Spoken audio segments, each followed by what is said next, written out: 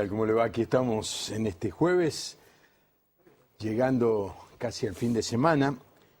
Estoy viajando el sábado a la mañana y el domingo,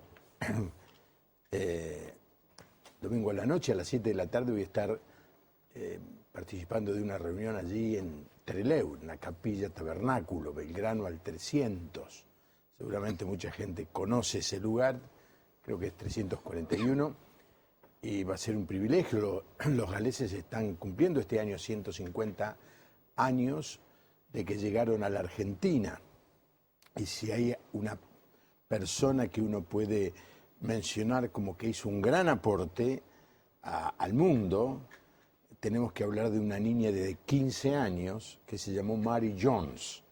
Mary Jones comenzó a leer la Biblia, o comenzó a estudiar la Biblia, y quiso tener una copia de la Biblia. Así que ahorró durante 6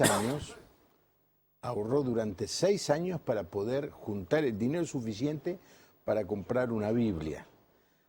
Llegó el momento, en 1800, 10 años antes de que comenzara la República Argentina, de la Revolución de Mayo, en 1800, ella sale de su casa, y estuve yo allí en el lugar donde ella vivió, en Gales, una casita de aquella época de piedra al lado de un río.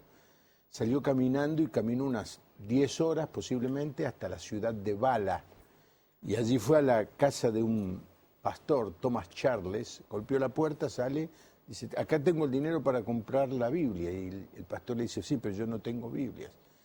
Pero vio el entusiasmo de esta chica, la hizo quedar en el pueblo por unos días. Finalmente le vendió la Biblia y después le regaló una o dos más.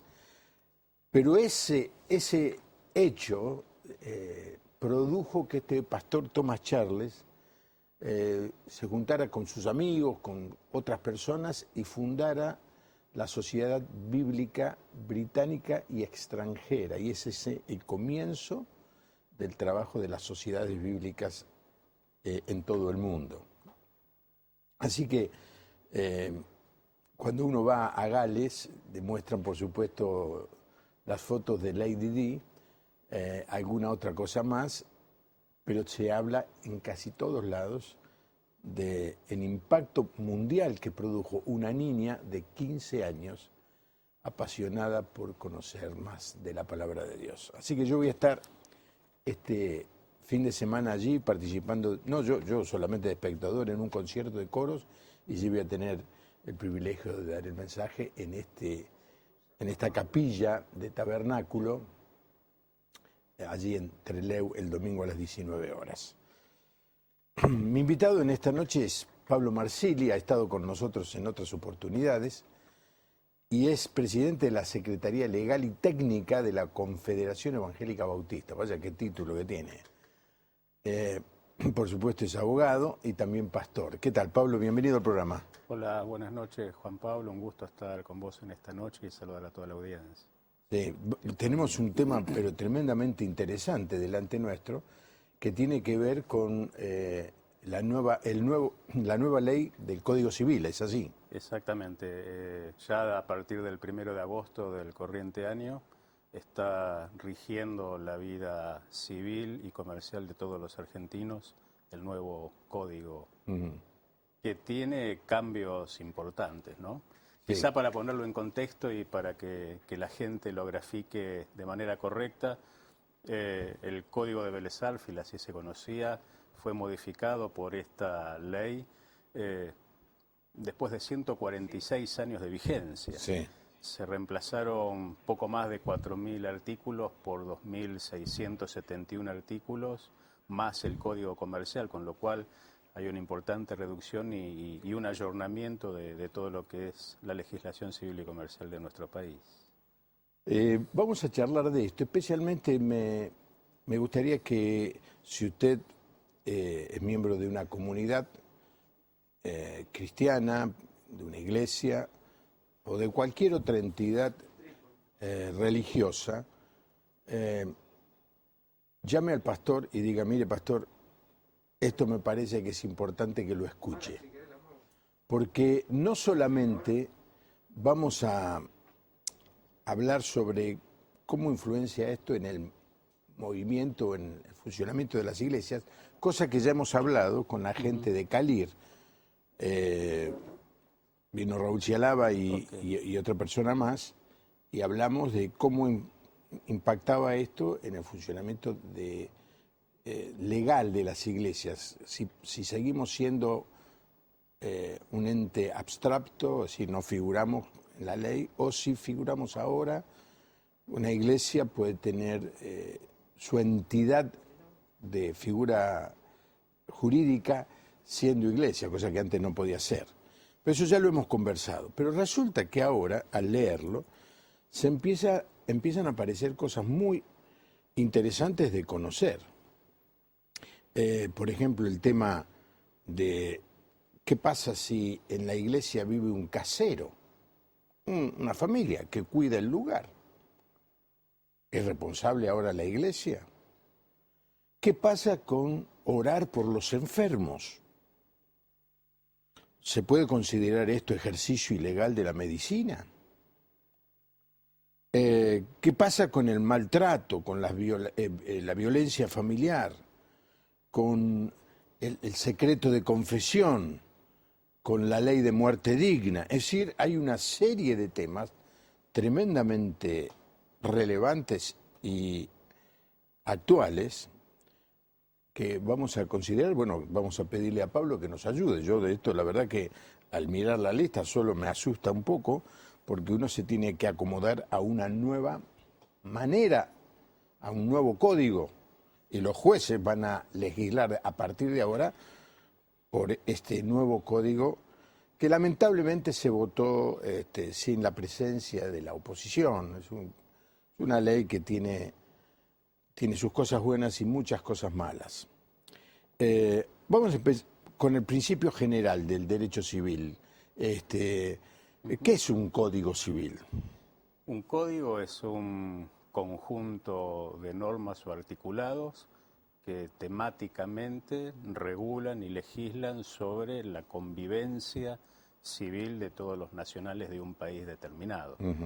Para temas que van de derecho de familia, que quizás son los más importantes cambios que introduce el nuevo código, desde el matrimonio o las uniones convivenciales hasta el concepto de persona, pasando, como bien decías, por las locaciones civiles y comerciales, los contratos, las sociedades, los contratos de comodato, que son los que se celebran generalmente con los caseros, y la ley establece ciertas particularidades, derechos y obligaciones que ambas partes tienen que considerar, y el nuevo código, si bien está bastante ayornado a nuestra realidad, establece pautas, fundamentalmente, repito, en temas de familia que cambian y bastante. ¿Este es el código? Ese es el nuevo código. Este es el nuevo. A ver si lo podemos poner en pantalla. Hay ediciones más chiquitas. Pasa que yo tengo el complejo del miope, ¿viste? Entonces tengo que ver la letra. Pero la letra es chiquitita esto. Dentro de todo. Esto es chiquitito. Yo no leo ni el título. A ver, artículo 22. Ahí está. Mire, este es el nuevo Código Civil. Ahí está. Este es el Código Civil y Comercial de la Nación. Pero no lo vamos a leer. Pero mire usted el tamaño que tiene, y luego, no sé si puede ver, pero tiene este tamaño con este tipo de letra muy chiquita, debe ser 8 o 9 el tamaño de la letra. Es pequeña.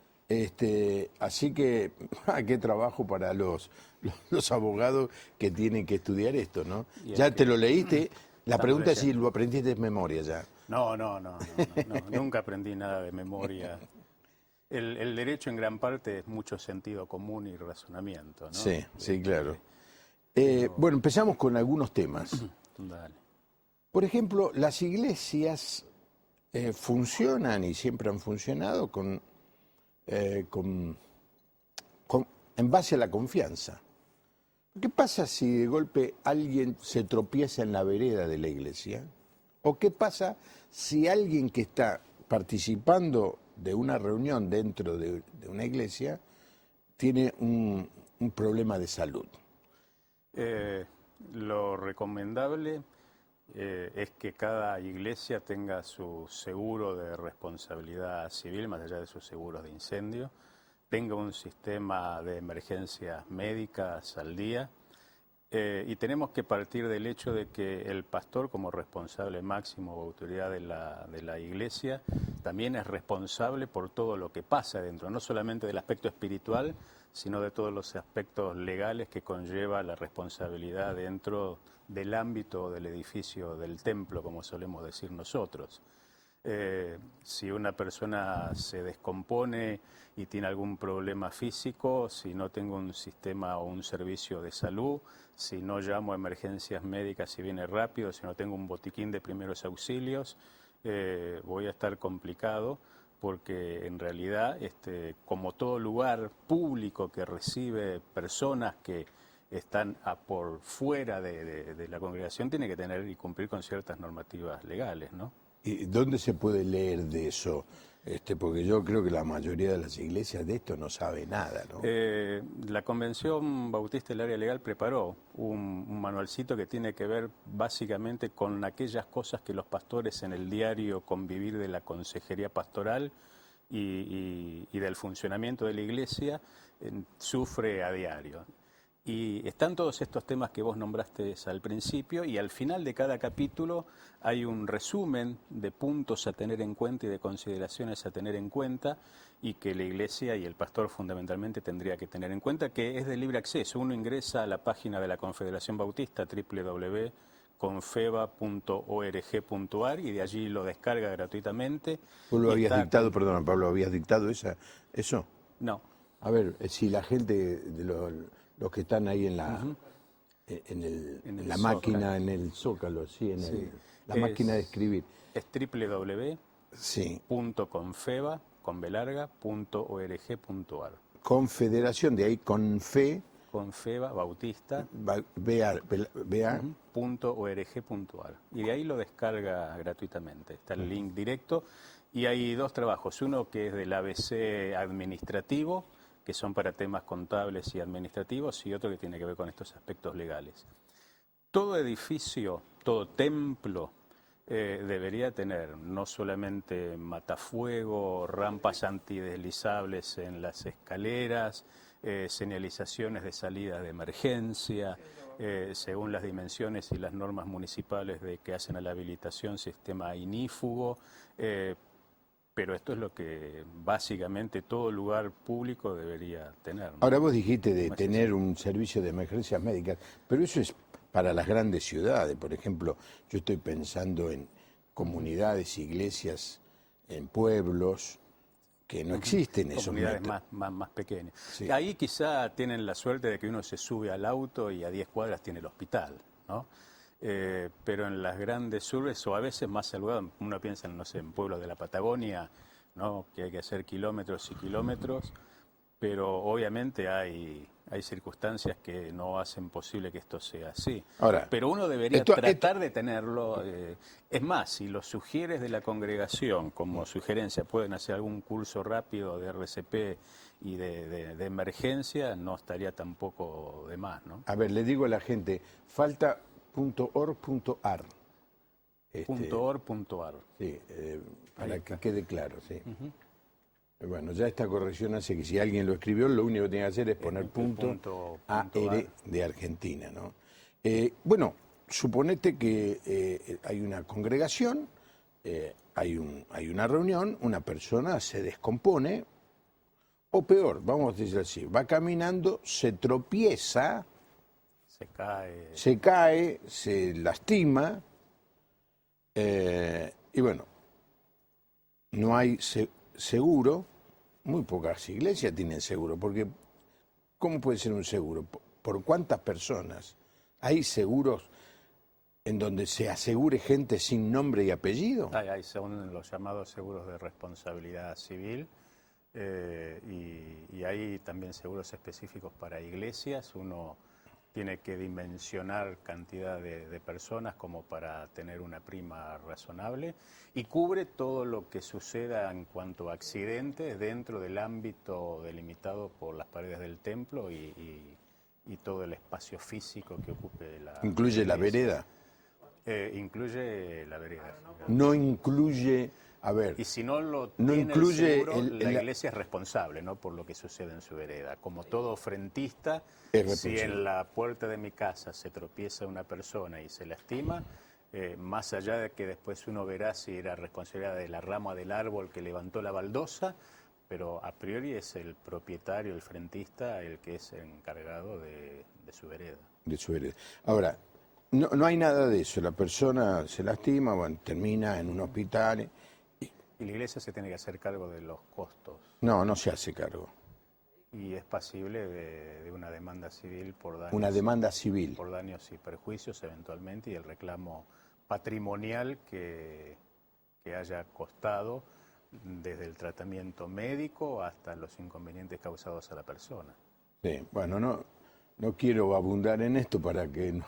No sembrar pánico. Sí, no sembrar pánico y dar ideas, Y dar ideas. a gente que, se ha convertido digamos, la industria del juicio. Hay gente que no trabaja, empieza en un trabajo, a los pocos días se hace un accidente, se inventa un accidente y empieza a vivir de rentas, y los jueces no quieren nunca ponerse en contra del más débil, Más débil. y entonces se cometen muchísimas injusticias, ¿no?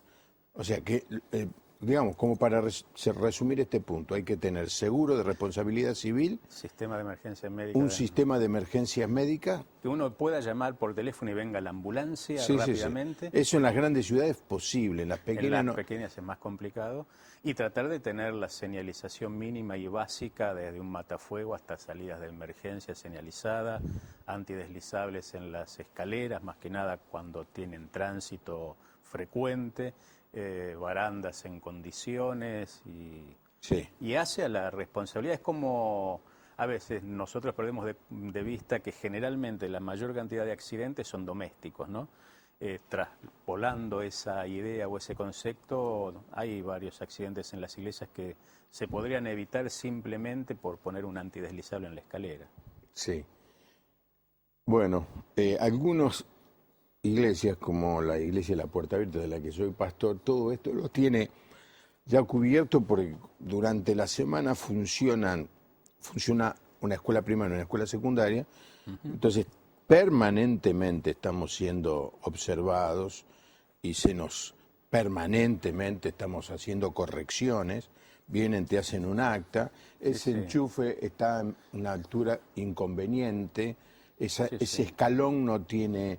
Y bueno, y todo eso hay que ir corrigiéndolo. A partir de Cromañón, por lo menos en el ámbito de la ciudad en la capital autónoma, federal, ¿no? después de Cromañón, la cosa se complicó mucho, muchísimo. Déjame que dé los teléfonos, el 4568-6667, este es el teléfono para llamar, hacernos conocer su pregunta, su comentario, y el otro es el 156041-3585, es el teléfono para mensajes de texto. Llame a su pastor, dígale que estamos haciendo un programa para todos, pero especialmente para los líderes de la iglesia, porque lo cierto es que uno no toma conciencia, ¿no?, de que uno es el responsable.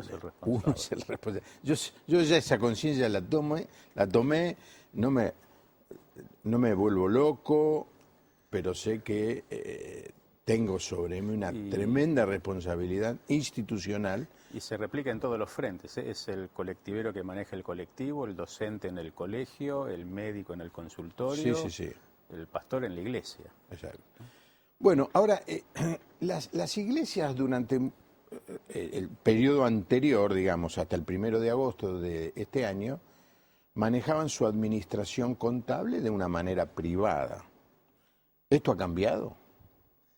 Si bien todavía no está reglamentado el artículo 148 que nos permite subir un escalón más de acuerdo a nuestros derechos, ¿no?, que ahora la iglesia es una persona jurídica de carácter privado, antes no podía hacerlo, pero más allá de este escalón que no está reglamentado a la fecha, sí, hoy por hoy, lo saludable y lo recomendable por normas de criterios generales de la FIP y de organismos de control del sistema bancario es tener una contabilidad prolija, con libros al día. las iglesias de a poco, hasta tanto esto se reglamente, es bueno que tomen la gimnasia o el ejercicio de empezar a tener libros de actas, libros contables, porque, por ejemplo, el pastor de la iglesia quiere mudarse a un lugar más grande, quiere comprar un inmueble mayor.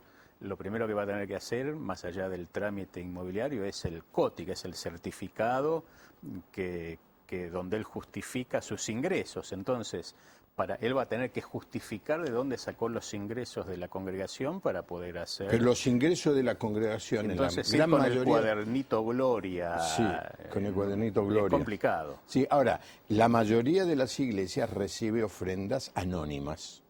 Entonces, ¿cómo le explica el pastor al inspector de la AFIP que todo el dinero que tiene es de anónimo? No, pero los contadores, que son los especialistas, pueden hacer certificados de ingreso. No. Va a tener que tener... No, viene doña Rosa, perdóname, Pablo, viene doña Rosa, y que trabaja, y te estoy citando una hermana de la iglesia, que trabaja limpiando casas, ¿está bien? En negro, obviamente. Recibe dinero y ella pone en el sobre y lo pone adentro de la bolsa. Eso es absolutamente anónimo. Sí. Yo no sé, porque el sobre... Ni cuánto puso, ni quién, cuánto puso, nada. Está perfecto. Entonces, ¿cómo hago la contabilidad? El domingo 1 de noviembre hubo una ofrenda de 1.000 pesos. 1.000 pesos. ¿De quién? No se sabe. No hace falta precisar de quién. Lo que uno tiene que constatar son los ingresos totales y las frecuencias de esos ingresos. Yo voy a tener a lo largo del mes de junio ingresos en concepto de diezmo, de ofrenda, de lo que sea, de tanta plata. Aquellos que pueden individualizarlo, lo voy a precisar. Lo que no será ingresos generales o donación y pues el número completo. Bien. Segundo problema, gravísimo problema. Viene doña Rosa y los pastores de la iglesia nos damos cuenta que la hermana no tiene para comer. Entonces, de esa ofrenda le damos 100 pesos. ¿Está bien? Está perfecto. Y le decimos que nos firme un recibo. Un recibo, no del cuaderno Gloria, pero es un recibo común y corriente. Es decir, no, tiene que figurar el quit. ¿Qué quit si no tiene quit? No, en esos casos no.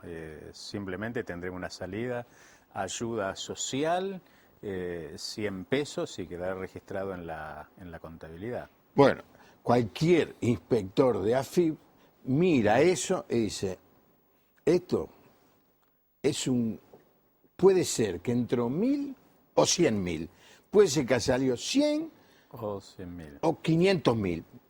Porque no hay manera de certificar los ingresos y muchos de los egresos. Lo que pasa es que sí uno tiene una regularidad que puede tener altibajos, pero a lo largo de un año uno tiene una regularidad de entradas medianamente razonable que variará en un porcentaje estimado, pero yo un mes no recibo 100 pesos y el otro mes recibo 500.000.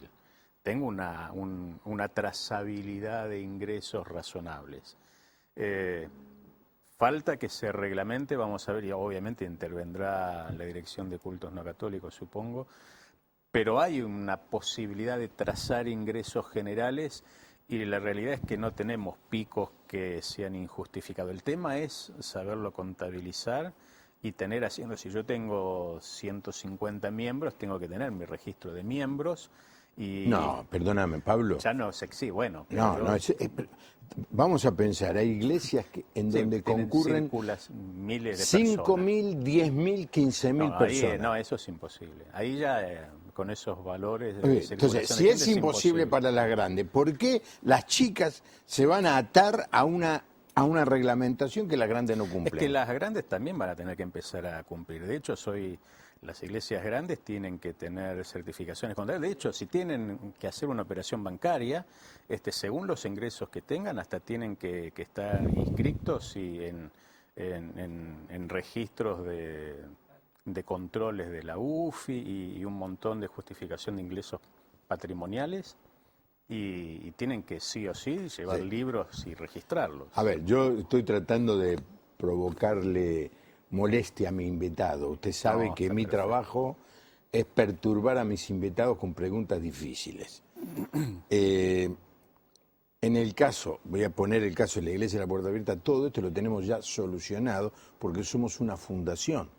Si yo no pago los sueldos el 10, Sos empleador. soy empleador. Claro. No, pagar los sueldos no aporto a la jubilación y a la caja social. El 10, el 11 me llega el telegrama, porque soy gran contribuyente. O sea que no es un problema, yo no estoy hablando de un problema en el caso nuestro, que tenemos, por supuesto, la obligación de tener la contabilidad muy prolija, pero de iglesias pequeñas que no van a tener. Ahora, vos dijiste hace un rato que tenemos un estatus y podemos subir a ser persona jurídica.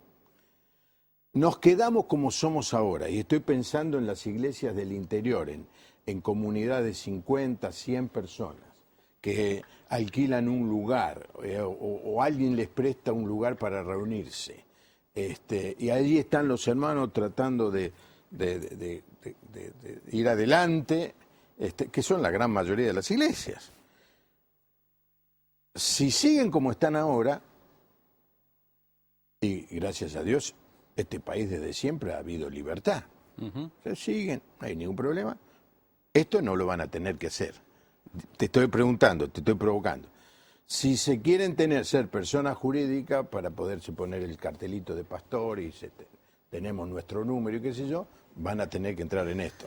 Es que, a ver, hay que esperar la reglamentación como salga, pero a priori, ya el código dice claramente que somos persona jurídica privada. Ya no es lo que yo quiero ser o lo que yo no quiero ser. Ajá. Es lo que la ley dice que soy. Ajá, okay. Como la ley ya dice lo que soy, el segundo paso es que la ley va a reglamentar aquellos requisitos que tienen que cumplir todas esas personas que tienen un fichero de culto, que son personas jurídicas privadas, y va a decir, esto es lo básico que vos tenés que cumplir. Y ya no depende de que yo quiera o no. Bueno. La ley se presume conocida por todos y es obligatoria para todos. Claro. Le digo a todos los pastores jurásicos como yo, quédense tranquilos, porque hay más de 1000 leyes votadas que no han sido reglamentadas. La reglamentación de este Código Civil puede llevar, si se ponen a trabajar diligentemente, 5 años. Ahora, usted conoce a los diputados que tenemos en la Argentina, trabajo diligente. Este año se reunieron 2 o 3 veces. 6, 7 veces. Ayer se reunieron. Esto lo de ayer fue apoteótico. Tenían una agenda de trabajo, no hicieron nada de la agenda de trabajo y metieron otra cosa que no estaba consensuada y tiene que estar consensuada. Pero tengamos en cuenta que reglamenta el Poder Ejecutivo, no el Poder Legislativo. El Legislativo saca Sí. la ley, Bueno, el que reglamenta es el Poder Poder Ejecutivo. Ejecutivo. En este caso, particularmente, será una mesa, supongo yo, interactiva entre la Secretaría de Culto de la Nación, la AFIP y el Banco Central, y sacarán alguna normativa de alcance para las congregaciones. sí. Bueno, quédese tranquilo. Va a tardar, no va a ser en lo inmediato, Quédese pero va. Tranquilo, cualquiera sea. Lo que no va a tardar son sí los temas de familia que ya. Sí, no, los ya temas de tenemos, familia ¿no? ya se empieza. Ahora, salimos de esto. Te dije lo de que sucede muchas veces. Una iglesia tiene una persona Un casero. Claro, que hay una piecita, vive, o una casita, o aún el mismo pastor, ¿no? ¿Qué inconveniente puede traer esto? Y debería tener un contrato de comodato, que es la posibilidad de que ese tercero, el pastor, el casero, quien sea, utilice las instalaciones de la congregación por un tiempo determinado, que generalmente se renueva cada 5 años, y como parte de esa posibilidad de uso gratuito, tiene que, como cualquier locador, velar por el bien de la cosa, mantenerla. Y el problema es que si no tengo el comodato, eso se puede transformar con el tiempo en una acción penal y voy a tener que ejercer o hacer alguna acción de usurpación para que se vaya. Si es el casero y trabaja para la iglesia, haciendo las veces, no sé, de un portero, de un albañil, de alguien que mantiene, incluso si se pone en el papel de alguien no muy cristiano, hasta puede reclamar que trabajó tanto tiempo y la iglesia le debe sueldo, aportes. Es complejo, siempre es preferible tener un marco legal, porque eso cubre a ambas partes, ¿no? Con establecidas derechos y obligaciones claras y concretas, y eso no significa que aunque sea el pastor de la congregación no pueda todo el tiempo que dure su pastorado estar usando la casa pastoral sin ningún problema. Sí, este es un tema que por supuesto que va a ir poniéndose cada vez más complejo, ¿no es cierto? El tema del uso del lugar, pero lo que ya hoy ya no hay justificaciones de que haya sueldos que no se declaren, ¿no es cierto? Es decir, lo que nosotros decimos en negro, es decir, se le paga a alguien una cantidad por un trabajo y no se paga cargas sociales, no se paga jubilación. No. Eso es muy, muy peligroso. Obra social. Obra social. Es muy peligroso, pero yo sé que estamos hablando, Pablo, a gente que está en grandes ciudades. En el interior es otro tema. Es otro mundo muchas veces, ¿no? Ahora vamos a otro tema que me parece va a provocar un poquito de mayor interés. Por supuesto que nosotros creemos que Dios es un Dios que tiene el poder para sanar. Y en las iglesias siempre, de una manera u otra, de una mayor o menor medida, oramos para que las personas que están enfermas sean sanadas. Uh-huh. Yo el domingo presenté un bebé y los padres antes de presentar al bebé me dijeron que en esta semana, creo que en el día de mañana, iban a operar, era una nena, iban a operarla por un problema en un riñón. Oramos para que el Señor ponga su mano de poder y esté obrando en la vida de esta chica. Amanda se llama la nena. Muy bien. ¿Cuál es el problema? ¿Por qué alguien que ve que oramos para que Dios actúe en una persona puede hacernos un juicio por ejercicio ilegal de la medicina? La acción comienza no en el Código Civil, sino en el Código Penal. El ejercicio ilegal de la medicina es un delito penal, que si se comprueba y se establece culpabilidad, derivará eventualmente en una acción patrimonial de daños y perjuicios de acuerdo al Código. Uno tiene que ser consciente y todos creemos en el poder. De hecho, quien habla conoce a Dios como sanador, es parte de mi testimonio de vida. Sí. El tema pasa cuando a veces los ministros en el acto fervoroso de fe damos pautas o recomendamos en nombre de fe ciertas cosas que no deberíamos hacer, bueno, somos médicos. Está bien orar por la sanidad de alguien, lo que está mal es decirle, deja tu medicación y tu tratamiento por fe y confía que Dios te va a sanar. A eso se le llama ejercicio ilegal. Porque si esa persona finalmente no se sana y tiene algún problema y algún familiar que no tiene por qué ser creyente reclama, la esperanza que se le dio fue, vos estás sano, declará que estás sano y por fe abandonás tu tratamiento. Yo no soy médico para decretar qué persona se sanó o qué persona está en condiciones de modificar, cambiar, alterar o evitar un tratamiento médico, ¿no? Entonces ahí sí, no cuando oro, sino cuando me extralimito en las recomendaciones que no tienen que ver precisamente con la sanidad, sino con consejos que a veces se dan sin sustancia y sin contenido ni premisas médicas, ¿no? Lo ideal sería decirle, vamos a confiar, seguí con tu tratamiento, Dios te va a sanar, y cuando traiga el certificado médico de que está sano, como hacen, no sé, Anacondia en las campañas, ¿sí?, que levanta el certificado, bueno, con la constatación médica nos quedamos todos tranquilos. Uh-huh. Cuando viví en Estados Unidos, estuve 1 año y medio, estuve en una iglesia que vivió un incidente, y estoy hablando del año 80, ¿está bien? 35 años 35 atrás. años. Pero en Estados Unidos todo esto ya tiene viene. desde hace mucho tiempo. Entonces, la historia es así.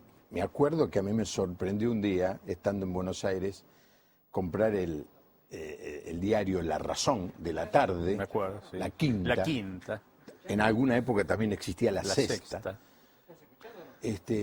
En La Quinta de La Razón, en donde salía la historia esta y mencionaba el nombre de la iglesia en la que yo había participado. Es una iglesia importante, pero una de tantas. de tantas que hay en Estados Unidos.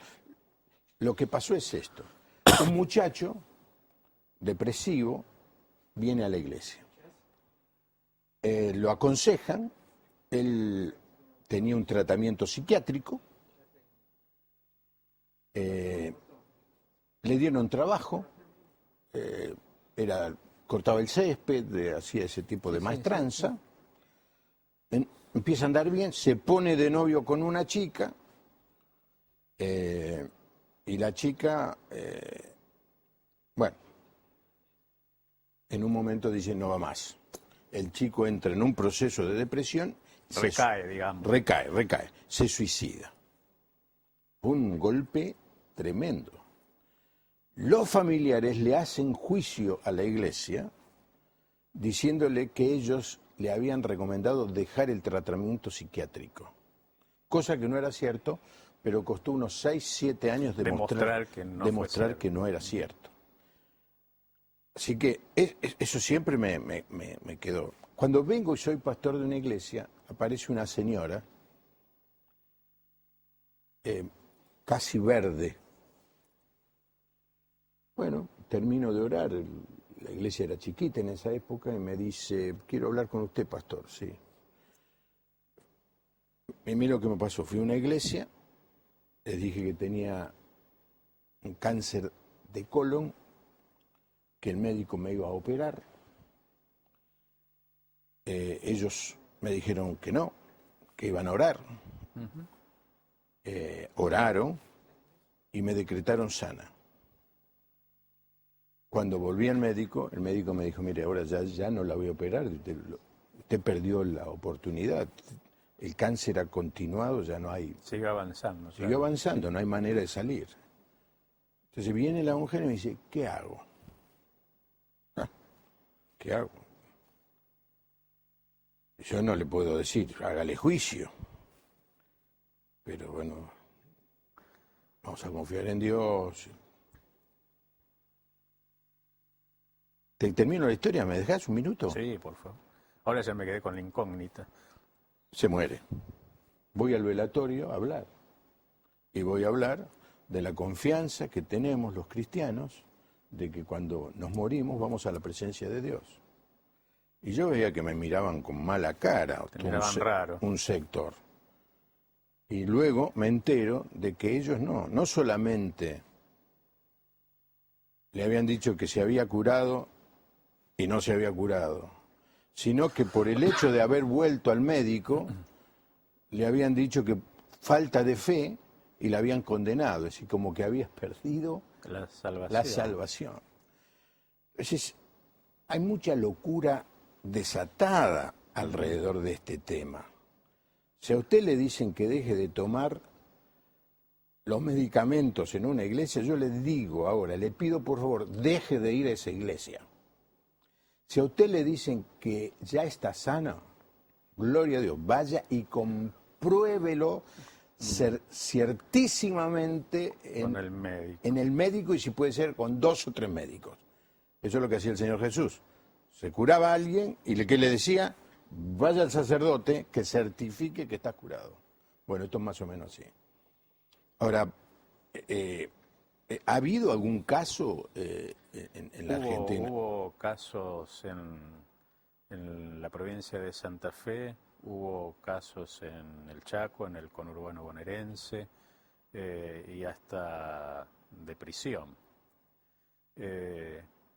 No es, a ver, es lo que dice la palabra, ¿no? De toda palabra ociosa, Que ¿no?, salga de vuestra boca. tendrán que dar cuenta. Bueno, para eso los abogados somos especialistas. Y muchas veces uno sabe de la fe y de la bonomía de la persona que se congrega, pero no necesariamente toda la gente que lo rodea piensa de la misma manera. Y a veces uno, por dar un mal consejo, porque en el fondo es un mal consejo, porque si trae el certificado médico, si está avalado y si el facultativo le dice no lo puedo entender, pero vos estás sano, es mayor la gloria de Dios, Por ¿no? supuesto. Entonces, a veces nos apresuramos y puede ser Y bastante queremos gravoso, hacer de ¿no? Dios. Y a veces sí. Queremos hacer de Dios. Leo Alderete de Tucumán, dice muy bueno el programa. Elba de Rosario, muy bueno los temas. Omar del Chaco, ¿cómo hacen algunas iglesias con los sueldos de los pastores que manejan las entradas de ofrenda y no informan los gastos? Bueno, Deberían informarlos, ¿no? sí, si yo no quisiera... Este tema lo he conversado 2 o 3 veces, particularmente cuando viene mi amigo Jorge Ibarbals, que maneja entidades Y que él es cristianas. contador y Es tiene contador experiencia, de Asiera, de Sociedad Bíblica, de Billy Graham, de Luis Palau, contador de todos los grandes eventos y sabe bien cómo es el tema.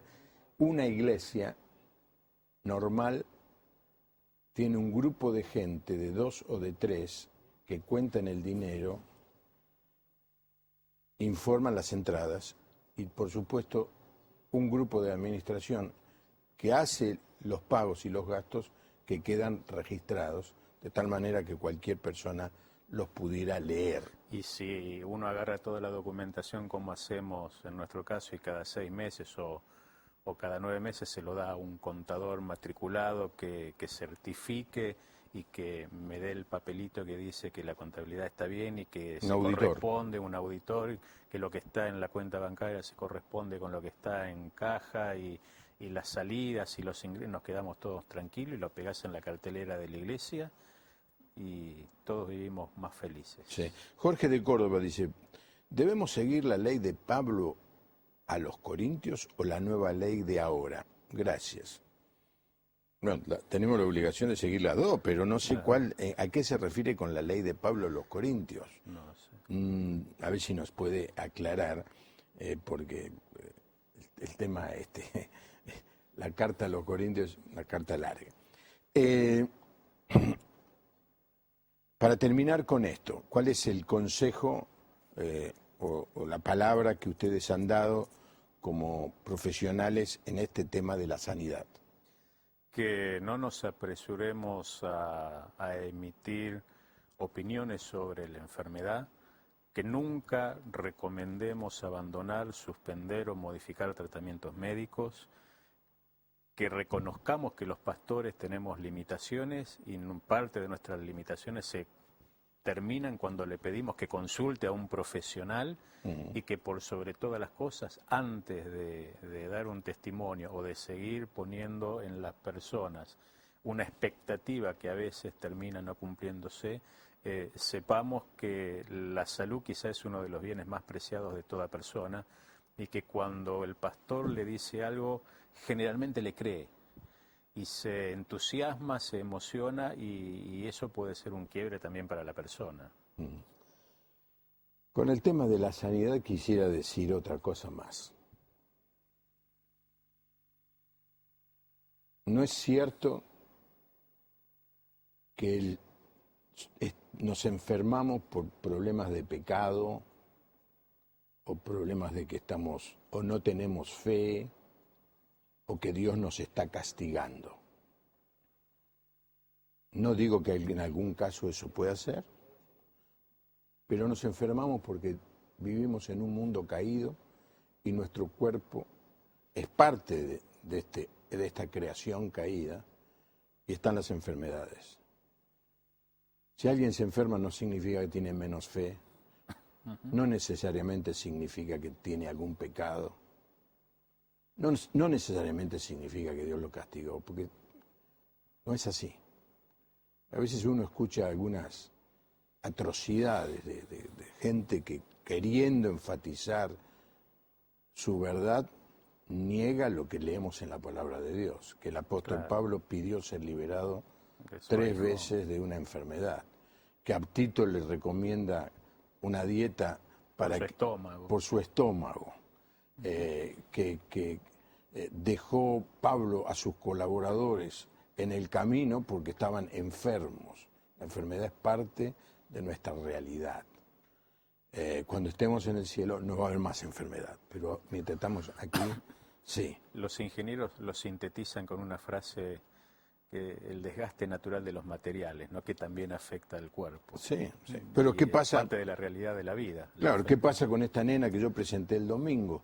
Tiene 8 meses, 9 meses, tiene un problema en un riñón. ¿Falta de fe? No. Es una inocente. ¿Dios la castigó? No, me parece. ¿Cometió un pecado? No, es parte de nuestra naturaleza caída. Estamos en el mundo. Pasamos a otro tema. ¿Qué pasa con esto de la muerte digna? ¿Qué es esto? Es un tema que durante mucho tiempo fue debatido. En la Argentina finalmente se dictó una ley. Esa ley reconoce el derecho de la persona a pedir en situaciones realmente críticas y de enfermedades gravosas lo que precisamente se llama o es el nombre de la ley, ¿no? De muerte digna, con la previa consulta de sus familiares o apoderados cuando no esté en su sano juicio o necesite alguna especie de confirmación legal. A ver, Pablo, déjame que te pregunte. Esto no significa que la persona pida que aceleren su muerte. O no es, esto no es la eutanasia. Es una variante menor. El paciente tiene que ser consciente del tratamiento médico al cual se lo va a someter, de lo que significa ese tratamiento médico, de las consecuencias que puede traer y eventualmente y en el final el paciente puede decidir no continuar o no prolongar el tratamiento. Estoy de acuerdo. Yo no sé, te habrá pasado a vos como pastor, Pablo, de tener que ir a una sala de terapia intensiva y ver que la persona está conectada por todos lados, el respirador artificial, y vos te das cuenta que mantienen el cuerpo funcionando, pues ya... O en estado vegetativo, sí, coma... O la vida se fue, ¿no es cierto? Lo que estamos diciendo es que la persona pueda decidir, o los familiares... En ese caso serán los familiares los directos. familiares. Paramos el tratamiento. Pero no, esta ley, no sé, te pregunto, porque yo no la conozco, no, de ninguna manera está diciendo que si la persona dice... estoy sufriendo mucho, denme una pastilla, denme una inyección que no es la finalidad de la ley. No es la finalidad de la ley. No es lo que dice. A ver, yo creo que no leí. No, sí, lo leí, perdón. Jorge, anteriormente consulté por mi responsabilidad en la iglesia, era sobre el matrimonio. Bueno, Eduardo de José León Suárez es un invitado de lujo, el señor Pablo. Hermoso testimonio el que conté yo de Mary Jones, la chica de 15 años de Gales. Sí, búsquelo, googleelo, que hoy está algo muy común. Cuando uno no sabe algo, googlear. Hasta mi señora googlea para... Ya es un verbo en la Real Academia. Ah, sí, sí, googlear. Hoy me hizo una salsa para unas carnecitas que había allí y ¿de dónde lo sacaste? Lo googleé. Ahora, cambiemos de tema, porque esto es tan... A ver, quiero mostrar el Código Civil aprobado y que comenzó a funcionar este año el 1 de agosto. Este es el libro, ¿no? Y este es el tamaño del libro. A ver si usted me permite un minuto, le digo cuántas páginas tiene. Pero no hay que ponerse los anteojos, hay que tener una lupa para leerlo. Bueno, tiene, a ver, hasta donde termina, 1120 hojas. 1120 hojas. Sana lectura del fin de semana. Sí, y todo. Impugnaciones de las decisiones asamblearias titulares. Convención Interamericana sobre el Tráfico Internacional de Menores. Vaya qué lindo tema para charlar, ¿no? La trata de personas. Pago de deudas y legados. Propiedad horizontal. Corretaje. Contrato de consignación. Otro grande. Extinción, privación y suspensión y rehabilitación de la responsabilidad parental. Mamita, Lo que antes era la patria... Gracias, señor, que no soy abogado. Lo que antes era la patria potestad, ahora se le llama responsabilidad parental. Parental, mira vos. Saltamos otro tema, de todos los muchos que vos me presentaste aquí. El secreto de confesión. Esto es algo muy común en la Iglesia Católica, es decir, que una persona iba al sacerdote, allí en el confesionario, le contaba, le podía decir, estoy inventando, ¿no es cierto? Padre, maté a una persona. Y el sacerdote no tenía la obligación de informar esto en el juzgado. Tenía el derecho a guardar esa confesión, aunque lo que le acaban de decir era atroz. ¿Es así? Eso en el pasado. ¿Ahora cómo es? No, a ver, el lineamiento general es que los pastores tenemos obviamente que guardar privacidad y confidencialidad, pero no tenemos que olvidar tampoco que no todos los pastores son ministros inscriptos y por ende asimilados desde el Estado a la figura de ministro, ¿sí? Más allá de que el sacerdote católico tiene un escalón Pablo, superior. perdón. Pablo está hablando cuando esté reglamentado. Hoy ningún pastor está registrado ante ninguna autoridad oficial. En todo caso estará registrado ante la Convención Bautista, ante alguna otra denominación, pero los pastores hasta fin de julio no existíamos. Éramos presidentes. Con lo cual, ahí nos asimilamos obviamente a personas comunes y corrientes que toman conocimiento de un determinado delito. Ante esa situación, según cómo se trate y según el tipo de delito que sea, yo tengo la obligación de denunciarlo. De hecho, en los Estados Unidos esto es muy corriente. El pastor en la sesión de consejería, antes de comenzar la charla, le hace firmar un papelito que dice, mira, si yo tomo conocimiento de tal o cual delito, yo me veo en la obligación de denunciarlo y esto no tiene nada que ver con nuestra relación, ¿no? Maltrato infantil, abuso, violencia doméstica, es muy complicado. Es como el maestro que ve venir al chiquito golpeado y que no toma acción, ¿no? Ahora, obviamente eso que tenemos que salir a decir todo lo que pasa dentro de... No, esperamos que no, pero nadie va a venir entonces, si vos le haces firmar eso, le decís, mirá, si vos me decís algo, yo no me comprometo a guardar la confidencialidad porque si hay un delito o algo, si tengo la obligación de informarlo, nadie te va a decir nada entonces. Pasa que hay delitos que ofenden el bien público y que yo tengo la obligación de decirlo. Un maltrato infantil, abuso, no hay forma de no denunciarlo, y más si llega a ser repetitivo o sistemático, ¿no? Sí. En un ministerio que nosotros teníamos, se llamaba Ministerio Esteban, le enseñábamos a los que acompañaban que había dos razones que le dábamos libertad de romper la confidencialidad. Uno, cuando la persona hablaba de suicidio. Viene alguien y le dice al consejero, estoy pensando en suicidar. Entonces el consejero dice, ay, pero esto no lo puedo decir a nadie, tengo que guardar confidencialidad. No, en ese caso decilo. y la otra cuando hay violencia. Cuando hay violencia.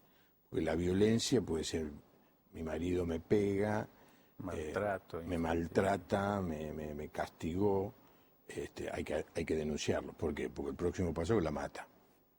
Esto está clarísimo, ¿no? Ana de Corrientes, pastor, muy interesante el tema. Pregunta si es correcto pedir ofrenda especial para las vacaciones de los pastores. Mire, no, es un tema que no le corresponde al Código Civil. no del Código Civil, no. Depende de la comunidad, en algunos lados se hace, otros no. Obviamente, yo personalmente jamás haría una cosa así. Jamás haría una cosa así. Pero bueno, respeto que quizá alguien se pare y diga, hermano, ¿por qué no hacemos una ofrenda para que nuestros hermanos pastores se vayan de vacaciones? Me parece un gesto lindo. Ahora, que lo pide el pastor, no es sé, otra cosa. Me hace ruido. Pero a mí me parece que si es un gesto de amor, por otro lado, nadie está obligado. Nadie está obligado a ofrendar. Sí, Pablo, muchísimas gracias, se nos fue el tiempo. Bueno, un gusto. Y les recuerdo la página. Si sí, dale, ponga la página. www.confeba.org.ar. Ahí está. Y ahí se descarga manual para consejería legal para pastores y el ABC de la administración. Dos consejería legal para pastores y el ABC de la administración. Para las iglesias que quieren llevar sus libros en orden. Es una página de los hermanos bautistas, pero puede ser usada por cualquier iglesia. Y lo puede descargar gratuitamente. Gracias. Sí, bueno, muy buen aporte, ¿eh? Bueno, mañana en este horario va a haber un programa absolutamente diferente al que yo hago. Absolutamente diferente. Viene mi amigo Osvaldo Carníbal y hace un programa diferente. A la gente le encanta y entiendo por qué. Primero porque es un gran comunicador y en segundo lugar porque un poco aburre hacer siempre lo mismo, ¿no? Entonces, o ver lo mismo. Yo no me aburro haciendo esto porque todas las noches el tema es diferente, pero bueno. Así que me despido con usted hasta el lunes. Recordándole que el domingo a las 7 de la tarde voy a estar hablando en una iglesia, la Capilla Tabernáculo de Trelew. Nunca estuve allí, así que va a ser un privilegio y si hay personas que ven el programa, me va a encantar poder saludarles. Que tenga una hermosa noche, que Dios les bendiga. Hasta mañana.